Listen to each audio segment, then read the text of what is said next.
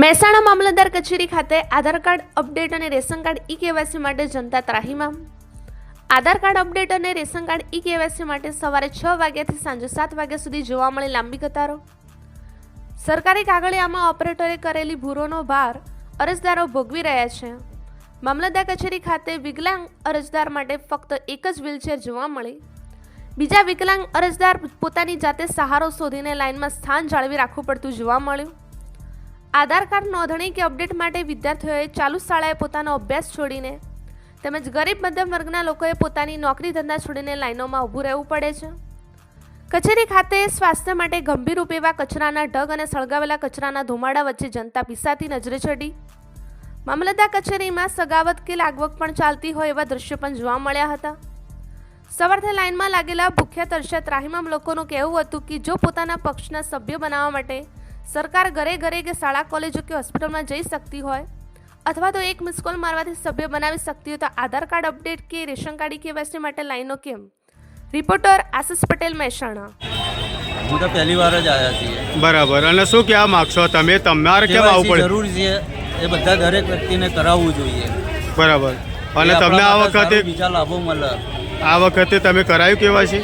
હા, કરાવવા જ આવ્યો છું, કેવાયસી કરાવવા જ આવ્યો છું। બધા લાભો મળે, અનાજ મળે છે। બીજા અનાજ તો કેવાયસી પહેલા ભાઈ મળતું હતું? હા, મળતું હતું, પણ કે નવા નિયમ નીકળે એવો કેવાયસી એટલે કરાવવું જરૂરી થઈ ગયું। આપ્યું નતા આપતા, પણ હવે બીજી વાર જઈશું તો કેવાયસી વગર નહીં આપીએ એવી ચોખ્ખી ના પાડી દીધી। ઓકે, ફરજિયાત થઈ ગઈ એમ માનો। ઓકે। હું લગભગ 2 દિવસથી આવું છું। 2 દિવસ આધાર કાર્ડ અપડેટ કરાવવું હોય તો બહુ તકલીફ બહુ પડે, લાઈન હોય, અને ગરીબો માટે કોઈ બચારો રોજીરોટી કમાતું હોય 2 દિવસ પડે તો એને કેટલી તકલીફ પડે। એના કારણે સરકારને હું એક નમ્રથી વિનંતી કરું કે આનો કોઈ રસ્તો, કોઈ ઉકેલ કરવો અને આનો કોઈ અંત લાવવો એ સરકારને હું અપીલ કરું છું।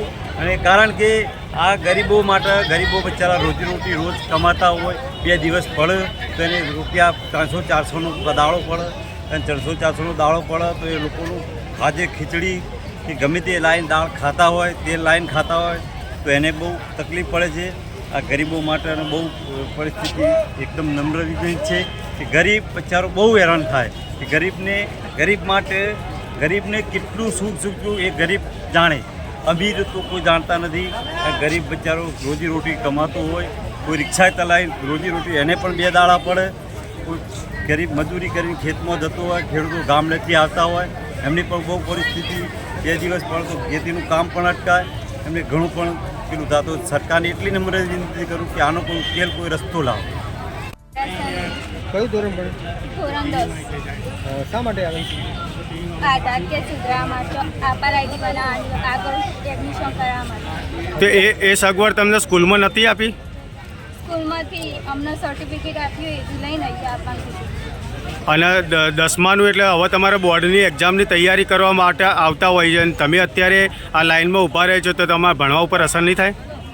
ભણવા ઉપર અસર તો થશે, પણ લાઈનમાં ઊભું રહેવું, બધા કંઈ લાઈનમાં ઊભું જ રહેવું પડશે, એટલે લાઈનમાં ઊભા રહીને અમારા નંબર લીધો।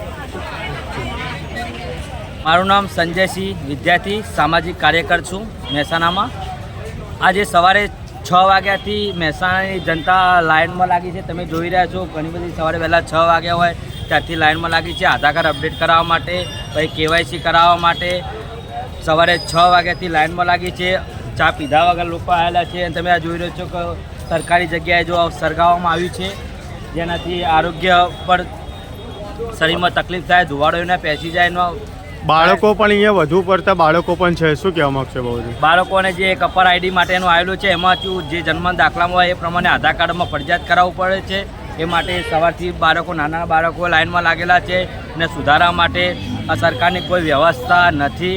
સરકાર મોટી મોટી વાતો કરે છે, પણ કોઈ એમનું મેનેજમેન્ટ નથી, અને સવારથી કોઈ જો લાઇનમાં લાગ્યા તે સવારથી પાણીની પણ વ્યવસ્થા નથી, અને મંડપ 2 દિવસ પહેલાં બાંધ્યો તો પછી એમને વખોડી દેવામાં આવ્યો, કોઈ બેસવાની પણ કોઈ વ્યવસ્થા રાખેલી નથી। સરકાર જાગે અને જનતાને જો એમનું સદસ્ય જે અભિયાન જો ઘેર ઘેર જઈને કરતી હોય તો એમને કેવાયસી પણ એમના જે 12 કરોડ જે સભ્યો જે જોઈન કર્યા છે એ લોકો ઘરે જે કેવાયસી કરે એવી સરકારને હું કહું છું।